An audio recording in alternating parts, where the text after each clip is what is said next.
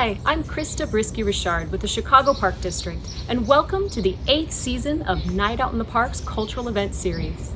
This year's presentation of cultural experiences will undoubtedly be one to remember, but equally as exceptional as all the rest. For the first time in history of this outdoor arts and culture initiative, we're taking live performances and entertainment from our neighborhood parks into your home.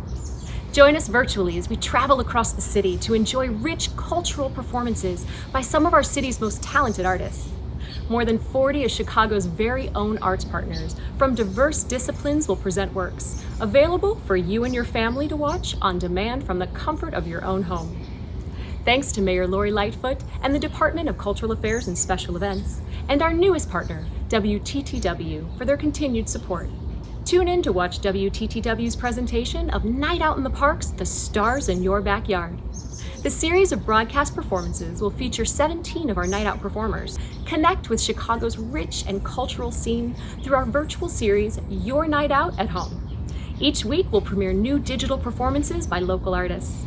From dance and jazz to theater and world music, enjoy engaging entertainment in your own backyard, balcony, or living room at www.nightoutintheparks.com. Until we meet again, stay safe, and we look forward to seeing you at the park really soon.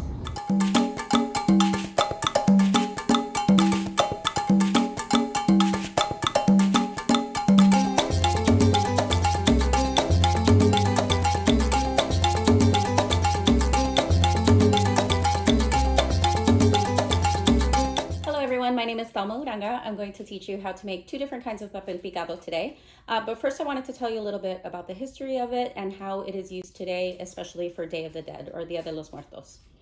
So papel picado, actually many cultures have their own version of cut paper or decorative paper. Mexico's version is called papel picado.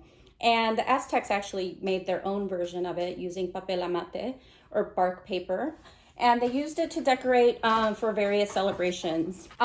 Basically, the papel picado that we know now that is made out of tissue paper was brought with the Spanish. And so tissue paper, or papel de China as it was known, they brought it from China, where tissue paper was used to package many fragile objects. And also for Day of the Dead, papel picado is very important. An ofrenda has many important components.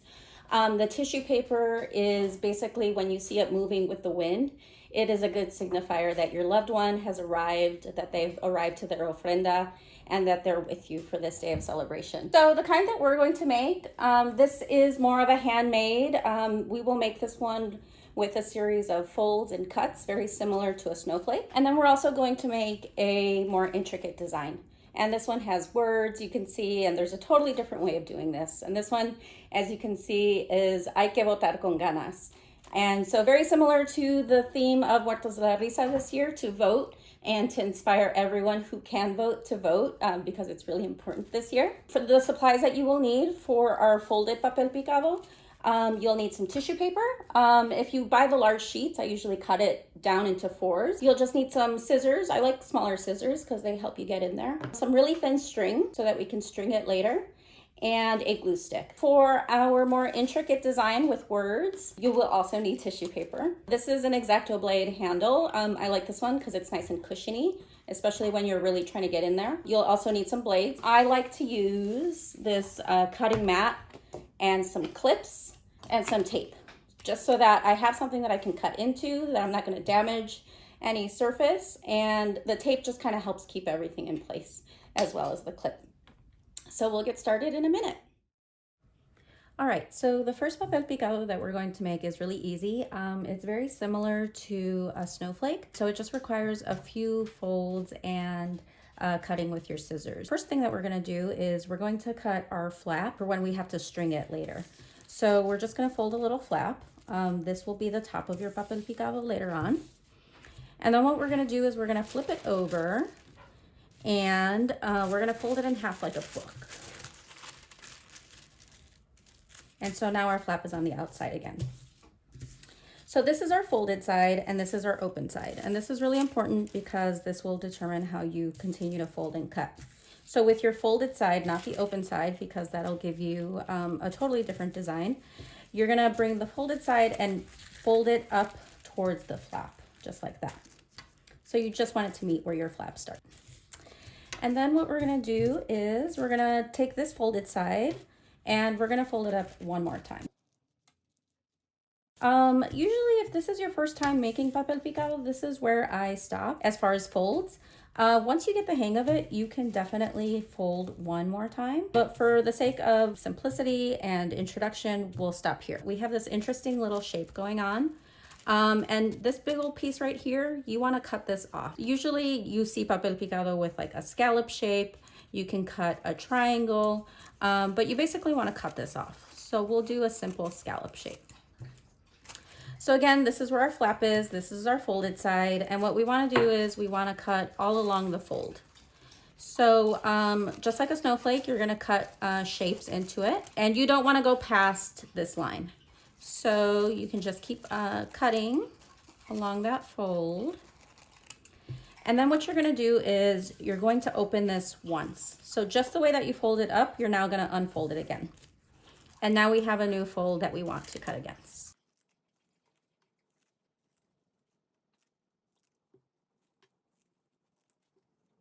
And you just want to be careful that you don't end up cutting into your previous shapes, because that will ruin, or you won't get these fun little shapes in your papel picado. That was one fold. So now what I'm going to do is open it again, and we're not done because we still have this center fold, so we can still cut along that one.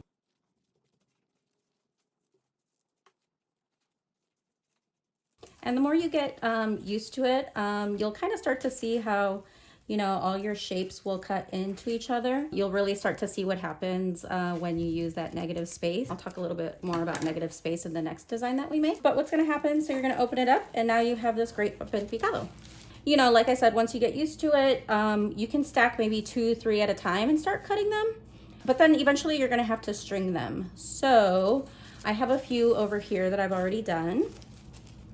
And I like to use this really thin string. And so if you're using this for decorations or for your ofrenda, you'll want to have a good amount of string. So usually what I do is I will leave, maybe about like 6 inches, and then I will start, because, we want to be able to hang this. Maybe 6, I don't know, maybe a little bit more, so that we have something to tie it onto or to tape it onto. And so with our string, we're gonna open up our flap. We will lay our string down. I have a glue stick. Glue will work too, but I do find that this is faster and easier. So usually I will just do a quick little run with my glue stick. I also like to go right over the string so it stays in place. And then you're gonna fold it right over. And so because we're stringing this at this point, you want all of it to face the same way. So the flap is the back, and then this will be the front. So you want it all to look nice and uniform and the same. And then a good rule of thumb for spacing them out, I like to do about 3 fingers. And so I will take my next one, and I'm gonna go over it again with my glue stick. Try to go over that string so it'll stay in place. And as you can see, this one's a little bit more intricate. I did do that extra fold, so it gives you a good amount of extra designs. And so yeah, as you keep going, you will find that you have a really beautiful string of papel picado. They're great decorations, like I said, for a party. If you're making a Day of the Dead ofrenda, it gives it this really nice handmade quality. And like I said, they're very much like a snowflake, in which every one of them is very unique in its own. So I hope this helps. Enjoy, and I hope to see your papel picado designs. All right, so now we're gonna make a more intricate papel picado design. As you can see, this one has words in it. Cut it flat, and then it has a few nice little design elements. Sometimes you'll see papel picado that comes with like a grid, but for the sake of doing this one today, I thought, these little decorative elements would make it fun and playful, but also very much bring this message forward of, we really have to give it all when we go vote, especially with that being the theme of Muertos de la Risa this year. Just really quickly, because it can take a while to do this. So like I said, you can tell that my tissue paper is flat. There's no folding for this, but I am leaving some room along the top for that flap that we're gonna do when we come to string our papel picado later. The most important part is our lettering. And earlier I mentioned negative space. In this Papel Picado design, the positive space is the letters. So that's like all the space that the letters are taking up. And when I was learning to make Papel Picado, I approached it completely the wrong way, and I was trying to cut the letters out. But we're actually going to cut out the negative space. So the negative space is everything in between the letters, and then what we have is tissue paper for the letters. And that's what makes, these more intricate designs really look beautiful. And so people can really tell the difference. So this one, I made it, I did the lettering in Photoshop. You could probably also do it in Word or something similar. And then I drew out the rest. You can find a few templates online as well. If you just kind of Google Papel Picado templates, you can find a number of resources. So when I'm doing something like this, I like to start right away with the letters. I like to get in there and do all these little bits and pieces, and then I like to go on the outside and do all of those other. So, and then actually these spaces right here, I leave these for the end as well, because I don't want to be pulling on those. So I have my X-Acto blade. This one's really great because it has a nice little cushion on it. And so I'm not sure if I mentioned, but I do have a few sheets stacked. I've done up to 10 or 11. And so this is great because it goes by faster when you're actually cutting them. And so you just want to make sure that you're getting through to all of your layers. Let's see. So my last layer here is yellow. So that is a really good indicator of if I've cut all the way through. If I see green, which is the color of my mat, I know I'm there. I like to keep a bowl because it just makes everything neater. Every now and then you will also notice that your blade starts to dull. So I also like to toss my blade in the bowl so that it doesn't get lost and doesn't end up falling on the floor. No one gets hurt. But you do want to be careful. It's a very sharp blade. Sometimes like the little point will fly off. So just be mindful. And so as you can see, I'm also just cutting out the negative space of the letters right now. And then I'll go back in and do the space in between the letters. See, there went the tip of my blade. Everyone's got their own style. I'm definitely not a perfectionist. So I don't mind that, I'm not going to lose sleep over some of these little pieces not being completely even, but that is all up to you. So now I can go in and cut in between the letters. Either way, it's going to look fabulous because you got these letters going on, you got this great message. And people, when you tell people you made it, they're going to be so impressed. You'll also notice that I have my bottom layers of tissue paper taped down because I don't want this budging at all. I'm also using this clip at the top that helps keep my main design in place. Like I said earlier, it's very much a stencil, so you don't want your stencil moving and flying around. Usually with circles, I don't, these like curves are really hard. So what I will do is I will cut down the middle. And then I will go and tackle these little round bits.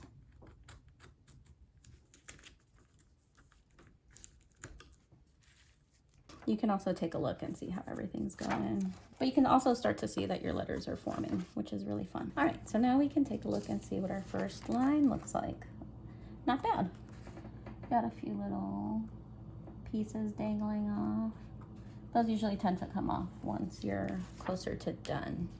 So now we get to do this big middle word with that. All right, very nice. So you can kind of see how this will turn out. So I still have to go in and get that. This end is very easy. It's just 2 triangles. So if you look closely, you'll notice that this G has a little bit of space. So we don't want to miss those little details because it really helps drive home that message. And you don't want people looking at your letters and being like, what's going on there? So yeah, it's teeny tiny, but it makes a difference. All right, looking good. So basically everything else we're no longer paying attention to positive and negative space, and we're just gonna go ahead and cut out all these little decorative pieces to make it look pretty and festive. All right, so we have our letters, we have the bottom decor cut out, so I'm just gonna keep working through this. You can see my stencil has moved a little bit. It's not a very big deal at this point. Just as long as we're not cutting into those letters, we should be good. So, and then I just see a few empty spots that I might just, you know, add in some extra little decorative points. But yeah, I'm gonna just keep working on this and I will be back with something closer to done. All right, we are almost done. So I went ahead and cut out all my extra little decorative elements. I cut out these extra spaces that I like to leave to the end on the outside of these letters. So now I just have these big spaces right here that are left. One thing that we do have to do with this is we have to cut those decorative scallop edges on their own. If you remember with the folded or the snowflake-like papel picado, we cut that off at the very beginning. We make, you know, a little decorative edge. Sometimes I will draw it out on my stencil and cut it out, but we're gonna do it by hand this time. It's really just a matter of preference. Yay. All right, so this is gonna be our flap right here, more or less. Just gonna make myself a little marker so that I know where I need to be falling within. And then I'm just gonna go ahead and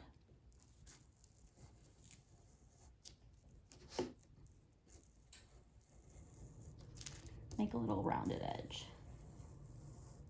And I'm keeping my white stencil on here so that I have an idea of where everything is at.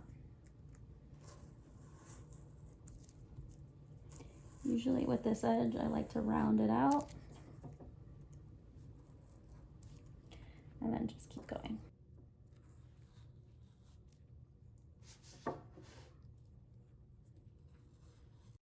All right, so this is the best part because we get to see our whole design. And this is also, you know, at the beginning I taped these sides down, so that doesn't matter at all. That doesn't affect our design because we can just lift that up all the way around. Don't want to tear this completely off because sometimes some of those corners didn't completely get cut. So, and now we get to see what our papel picado looks like. Oh, yay! Oops. Ooh, we can start to see all of our other colors though. They're really pretty. So I'll put this over here. And now we have a whole bunch of different papel picados. Yeah, so this one just has a few little snaggy pieces. They'll usually come off. But yeah, just want to be careful with them. Oh, I'm so happy with the way this turned out. And similar to the way that we strung our other papel picado, we will, you can go ahead and fold your flap now so that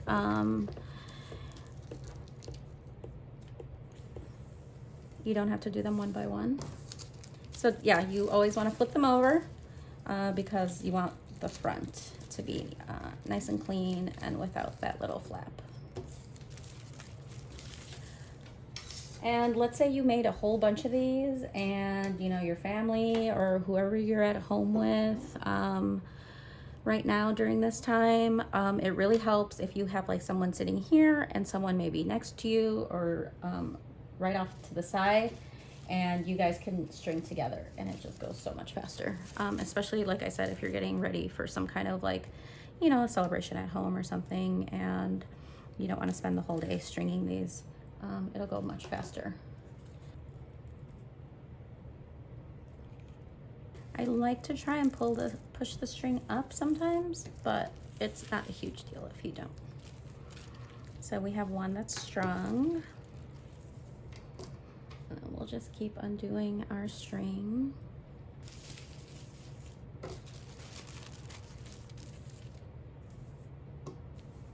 All right, and so then as you go, you can just keep folding them like this so that they lay on each other. You can stack them up nicely until you're ready to hang them. But this is what it will look like. I tore, it's not a huge deal. You can also see this one right here.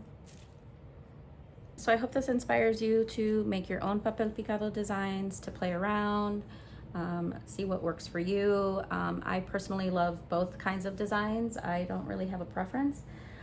It just really depends on the occasion or what's going on. And more than anything, I hope you have a voting plan that you have already voted, or that you plan on voting on election day, because it's really important. Enjoy.